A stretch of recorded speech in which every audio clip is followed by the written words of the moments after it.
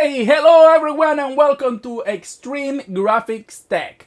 My name is Angelo and today I'm bringing back the Intel Arc 750. And why am I doing that? Well, when this card launched on October and we were testing it, I complained about two things. One was the price and the other one was that the drivers were not mature enough and we had lots of issues. Well, in this 4 to 5 months, Intel has been working tirelessly and they have basically fixed all my complaints. So the first one is the price. Yes, so the Intel Arc 750 is now $249, and that for me is just the sweet spot, my guys. That's the same price that the 1066GB launched all those years ago. So I think that's the sweet spot for many people when they are shopping for a new GPU to update their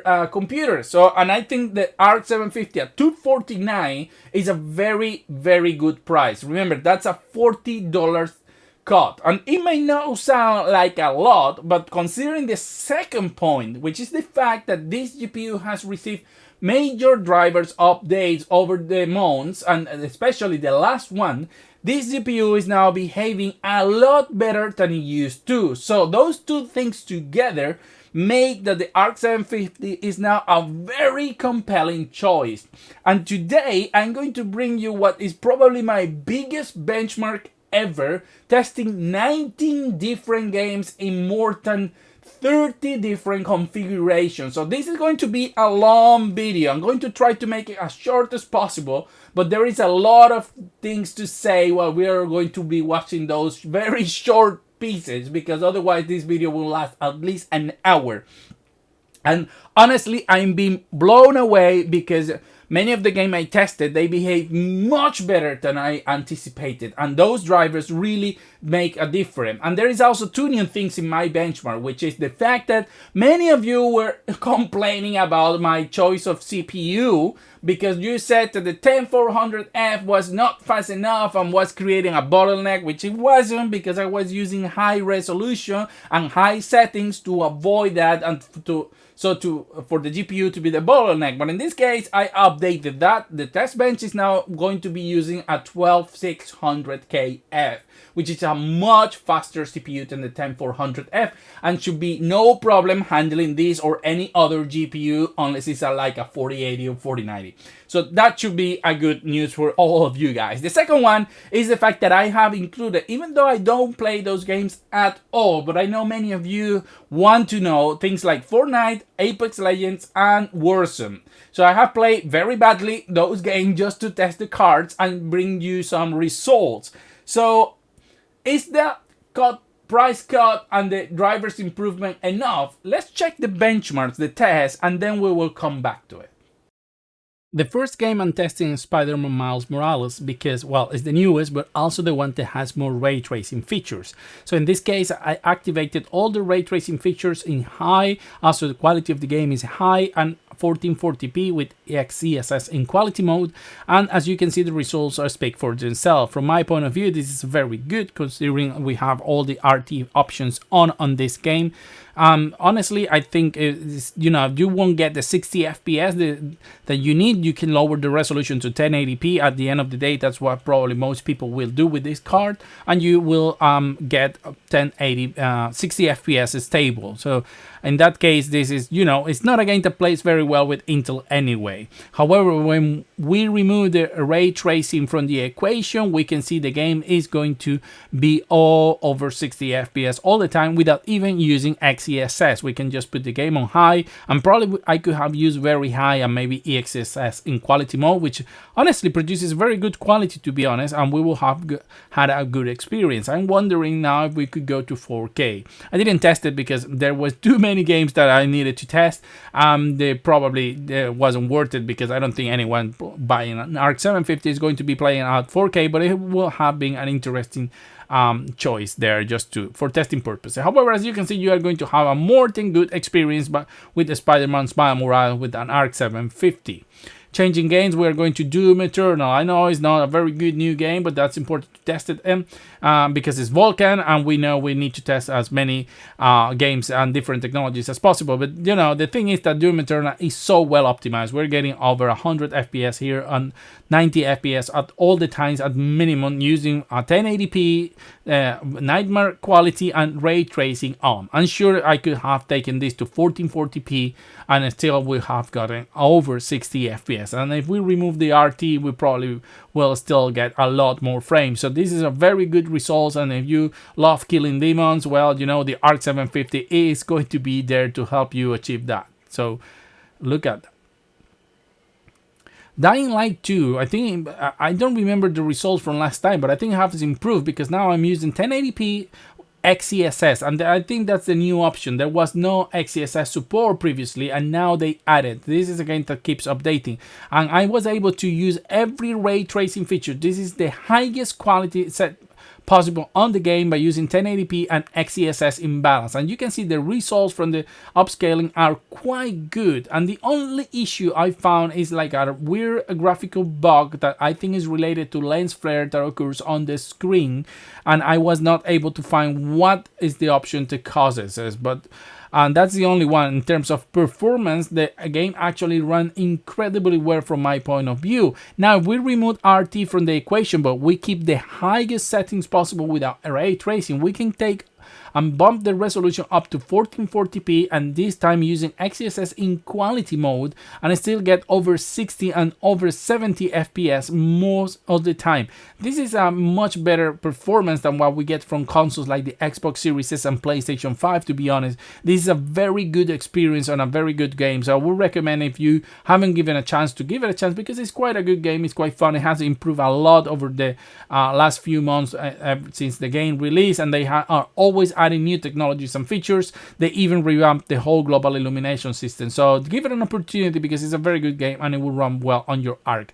On Control, I was really blown away by the results. I wasn't expecting this from a first generation Intel GPU card. This is Control using all the RT features at 1080p, and we don't have any scaling solution for this card, unfortunately, because there is no FSR or XeSS support on this title, and we can get over 40 to 45 FPS. We can even hit 60 at some points, and you may say that doesn't seem impressive, but it is impressive because to be honest, you will need better than a 3060 using DLSS to get to 60 FPS. So the results are quite good on this title. If you see, the problem here is that the textures are not loading correctly. That was just on this run of testing. When I restarted the game again, the game didn't have this issue. So well, just take that into consideration. When we remove RT from the equation, we are able to bump the resolution to 1440p and still get mostly above 60 FPS. There are some dips below, not too big, but as you can see, we are still getting, from what is my point of view, a better performance than consoles, because consoles use low settings basically to achieve the 60 FPS, and here we have the highest settings, no resolution scaling or any upscaling solution. So this is quite a good result from my point of view. I was expecting, honestly, to be worse, but I would recommend you to manually start the game in DirectX 12 if you want to use ray tracing, because the game for some reason default to DirectX 11 and doesn't give you the option. Now, this is the first game of the one of a trio of games that you guys have asked, and this is Fortnite. The first reason I'm testing it like this is just to see how well it will behave with Lumen and so on. And as you can see, well, it's not particularly good. I am not sure if because the support is not good, or I didn't set it up correctly, or is as heavy as this is. I am not a Fortnite player, I'm not quite sure.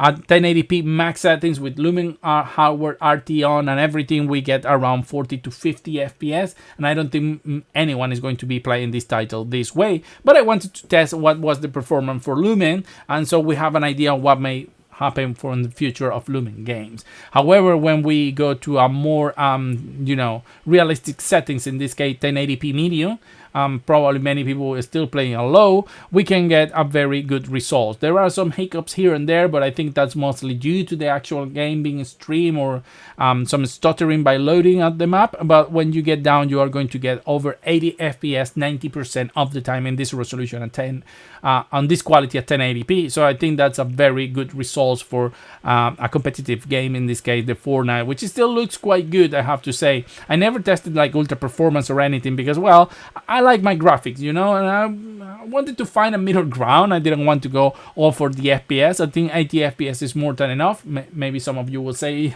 you know, that's not right.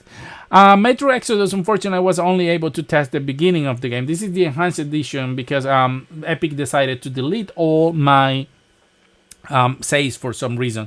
In any case, as you can see here, we are using all the ray tracing options they're on, and I know this is a very close environment. Unfortunately, I can test it on the open world, but still we're getting very good results, and I don't think we're going to be dipping under 60 FPS or losing that 20 plus FPS when we get to the open world. You know, I have things like hairworks on, RT reflections, and tessellation, so trying to push the car hard still is running very well. So in worst case scenario, there is always you can remove to make it run better if that's the case or needed. Dead Space, look at this, 41 FPS. I move a little bit and I get double the frame rate. So this is weird, and I don't know what is causing this behavior on this particular game. There has to be something very weird going on with this game. I don't know if it's the GPU, which I don't think it is, but in this case you can see 1080p medium FSR performance I have to use at the beginning to get a good frames. But however, as you can see now, I get over 130 FPS sometimes. So it's a very weird situation where you can get one moment 40 FPS for no reason, and then you get over 100. So probably we could have activated RT, a better quality resolution, and get playable frame rate. But well, I don't know why this game behaved like this, but it's still very, very playable. Another game that is always being requested in my Spanish channel and this channel too is Apex Legends. And well, you can see here that the Arc 750 is crushing it. You can get up to more than 100 FPS at 1080p max settings, no issues. And you can see the GPU is not even being maxed out. So maybe here is a CPU bottleneck, or it's just how the engine works. However, you are not going to have any issue whatsoever when playing Apex Legends with an Arc Intel 750. And I think, well, you know, this is probably one of those titles that Intel pays a lot of attention in order for people to buy them, because this is a very compelling card now that is $249 for people trying to play competitively. So even after seeing this, I decided to test the game at 1440p medium settings, and I think I was being, you know, a little bit on the low spectrum of the situation, because I thought that maybe high was too much, but still we can get over 120 FPS, no issues whatsoever. So as you can see here, this is just going very, very good. I don't think we have any CPU problem here, and you are going to enjoy a very good experience. You can, I'm thinking that this game could probably even run a 4K at more than 60 FPS. But well, anyway, I don't think anyone is going to be playing this at 4K with high settings with an Arc. And those that want to have a very good competitive experience are going to find it here with the 750.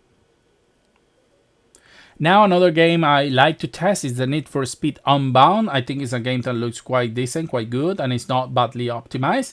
So it's it's not doing anything amazing from my point of view, but still, you know, it's a nice game to test. In this case, when playing 1080p, high settings, no upscaling solution, and we can get over 60 FPS. Most of the times there are dippings here and there, but they may be related more to like shader compilation or loading of the hard drive. Still a very good experience. We probably can use FSR and get 1440p with medium settings, which is still quite good considering, you know, what we are playing here with. So that's a nice result too for Need for Speed Unbound. Now another game that I always been asked, and I normally use the benchmark, but in this case I wanted to test the playing, is Warzone. And this is the Warzone 2.0, I think. I have no idea. I'm very bad at these games. I don't play them, but I wanted to test them. So as you can see here, when playing with at 1440p XeSS in balance with balance settings, but with the high textures, and we get over 80 FPS like 90% of the time. Most of the time you're even going to be seeing FPS going north of 90, so that's very good. And obviously if you play at 1080p, then you're going to get even more frames from this GPU depending on their CPU, obviously. But I think this is a very good result, and I don't think anybody buying this car for Warzone is going to be disappointed at all. Now another game that obviously is very well optimized and work very well is Forza Horizon 5. In this case, I'm playing at 1440p Ultra, not upscaling solution or anything like that, even though they did add FSR 2.1 and DLSS recently. I'm playing this at native resolution, and as you can see here, we are getting very good frames. Yes, there is not many cars on the screen, and when there are, you're going to be getting probably a loss of 5 to 6 FPS, but nothing major. So you can see that you can play at 60 FPS, 1440p, no issues. And obviously if you play at 1080p, you are going to be able to play a higher frame rate. Is that what you like? But you can still play at 1440p, maybe activate FSR in quality mode, and you're going to get even more performance. So this is a very good result. Another game I tested from the Xbox library is the Gears 5. In this case, I had to limit the frame rate at 60 because the frame time was a little bit weird, and you can still see that happening, but it was happening worse before. The game doesn't feel bad, but for some reason the frame time graph is very strange. However,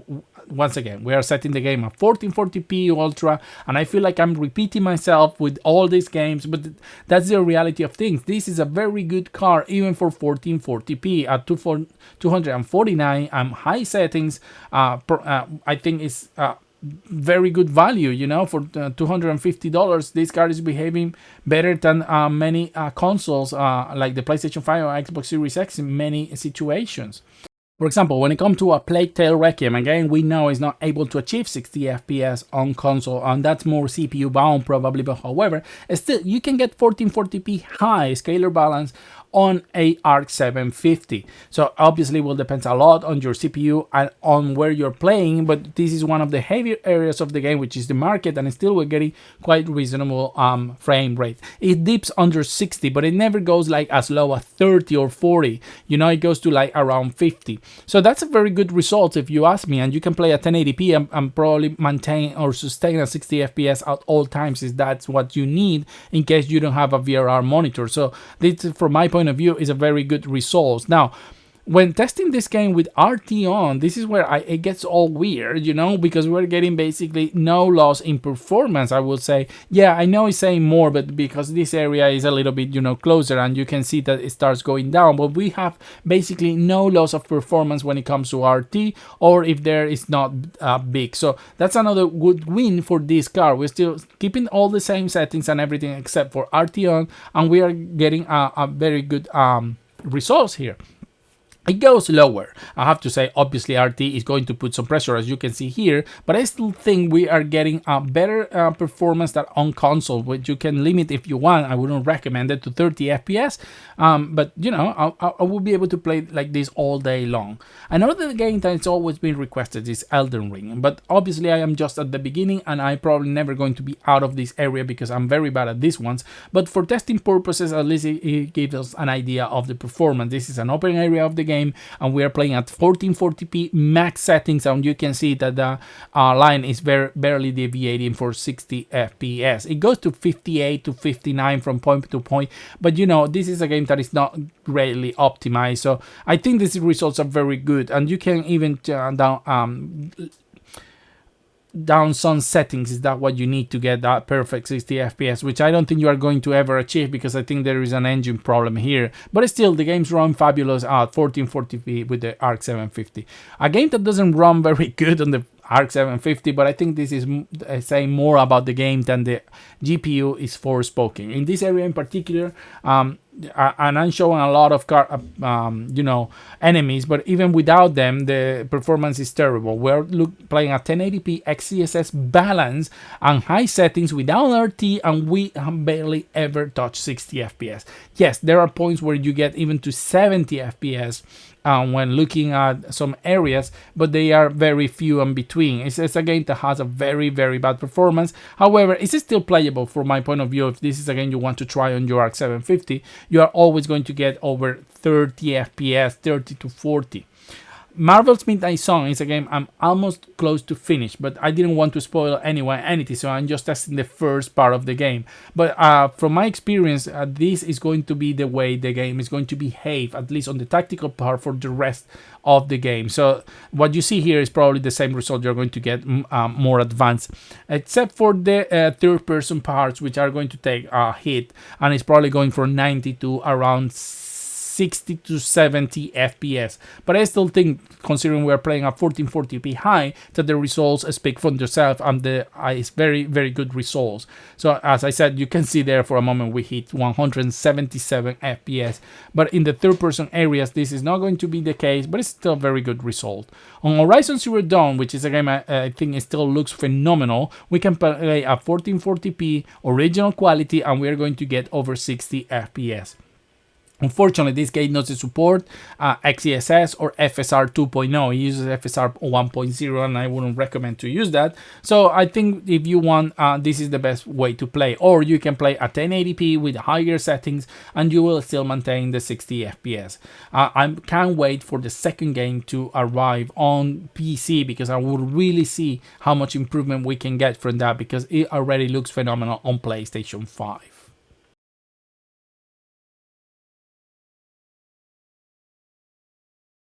The situation with The Witcher 3 latest version, next gen edition, or whatever it's called, it's a little bit weird, because the RT options used to be active for Intel Card, but on the latest updates they don't.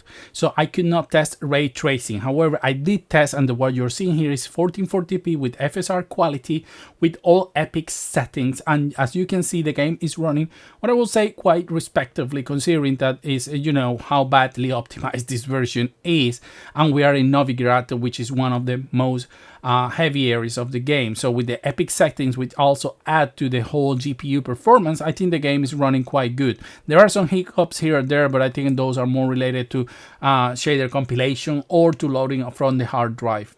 Cyberpunk, I tested at 30 FPS in this particular case, and it's the only game I was looking for a 30 FPS results. And the reason is because this is 1440p FSR balance, but with all RT settings on, all of them. And the reason I was looking for a 30 FPS cap at least is because on PS5 and Xbox Series S, these same settings, 1440p and FSR, are using only the shadow RT options, and we are getting the same results as a PlayStation 5 and Xbox Series X, but using all RT options, which include global illumination, reflections, and light from any light source. So that's quite impressive, considering that the PlayStation 5 and the Xbox Series S are supposed to be more powerful. However, when we test without RT options, it's where I don't see the big jump I was expecting, and this is why I say this little GPU seems to behave quite good on RT, because as you can see here,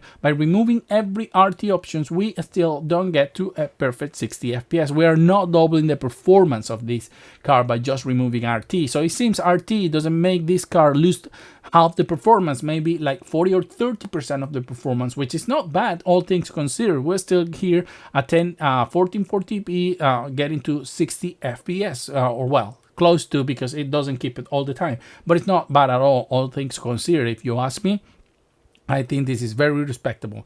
Then I tested Assassin's Creed Valhalla, which I know is like a 2.5-year-old, but we're testing different games in different situations. And this is a game that performs much better on AMD cards. However, even in this case, using 1440p and very high, the game is performing quite good over 60 FPS. And I know there are lots of options on very high, like the Sky, that you can basically lower than to medium, and you will gain a lot of performance. So all things considered, you can see here we get to even to 70 FPS, and even on big views and buildings and everything, you never get under 60. There could be a case, but I haven't been able to find one, so that's a very good result from my point of view.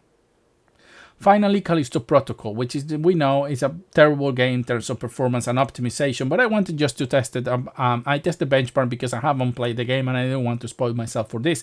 And you can see the game can go as low as 38 FPS, but then it goes as high as 120.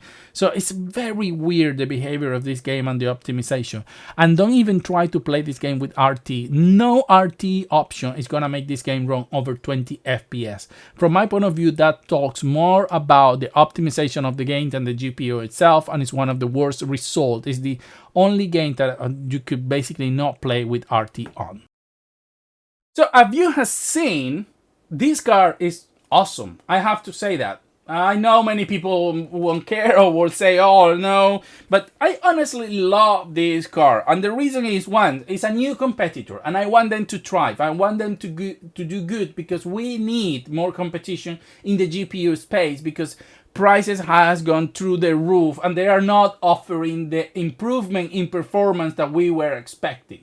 When you see the 4070 Ti, when we see the 900 XT and so on, you cannot feel underwhelmed. And then you're wondering, so what is going to be the 250 to 300 price range car? What they're going to be, what they're going to offer? You know, we have the 3060 and the 6600 XT, depending when you are. Those cover those areas, but you know, the 3060 tends to be a little bit more expensive, over $300 normally. The 6600, you can get it for around $260 maybe. And now we have what is, to me, one of the best in price performance, which is the Arc 750 at $249. Honestly, I think that's a great price. It's the entry point that many people are waiting for. And if it wasn't because Intel has improved so much the drivers, maybe the $249 price will still be a little bit too high. But I think right now it's not a bad choice, especially if you're looking for a new GPU instead of on the used market. Also, we have to remember that this car is very good for editing and streaming, considering the AV1 encoder it has in it, and that is very, very fast. And if you use this together with something like DaVinci Resolve or Premiere, you're going to enjoy very fast encodes. OBS is taking advantage of the AV1. I think they had a bug, but they already fixed that. So this is a card that will do much more than just playing games. So I think that anyone looking for a new car should really look into the Arc 750 and evaluate, obviously, the price in their country, because if they can get something better or cheaper, obviously you have to go for that. But you have to also to remember that there is one advantage when you're looking at this car. The first thing is this one brings the XESS, which is a upscaling technology that works very, very good. But you also you can also use FSR, obviously. So you have more choices here than when you choose an AMD car. And I am not trying to dequalify AMD. I'm just giving you what I think are the pros of this one. The other one is that the ray tracing in this car is insane compared to the competition. I mean, this car probably behaved in many games better than a 3060 and is way ahead of the 6600 and 6600 XT when it comes to ray tracing. Intel has nailed it. However, yes, there are some little things here and there, you know, some games that still don't run very well with the car, but they are a few in between, or some games that don't allow you to use some features like the Witcher 3 ray tracing features you cannot activate on this car, for example, or the Callisto Protocol that no matter what you do, the ray tracing will just not be good enough. But I will blame that many of those problems have more to do with the game than the actual car itself. From my point of view, when a game is made well, it will run absolutely flawless on this car. And the best part is, guys, that this can just get better. So it's not going to get worse. So we know this is the floor now. You know, whatever Intel brings to the table next is going to be better. I mean, in terms of drivers. So things can still improve, or maybe not. Maybe they're just going to stay the same. But we know this is the minimum now. So whatever happens next in the next driver, in the next few months, is either the same as we're looking now or even better, which is good news for everyone. The other part of it is that the other negative point I will bring to this one is the fact that the overlay software and so on is terrible. That's very, very bad. But I don't think anyone is going to be using that, at least not at the moment. But Intel has promised they are revamping the whole software overlay, and they're going to bring just a proper software for you to control whatever it is that you need to control about the GPU. So that's very good news. Intel is listening and is going to do the change that they believe they need to do in order for this car to thrive. The Arc 750 70 is more expensive, but remember that any improvement they have made, it will also affect the 770, but they have not done a price cut to that one, and I guess it's because of the 16 gigs of RAM, and it is a more expensive card to produce maybe. I don't know, but for me, the Arc 750 is a real gem. I love this car more than I used to because I find it that the design is very good. Remember, you can also get like third party. I think ASRock is doing them at the moment. So, but I will go for the original because I think the aesthetic is just beautiful. It's the cheaper one. Obviously, it's $249. So after watching all those 19 games, you know, running, I think this car and Intel has proved that they are doing everything they can to make these cars very, very competitive. So, will I recommend the R750 now over at $249? Absolutely yes.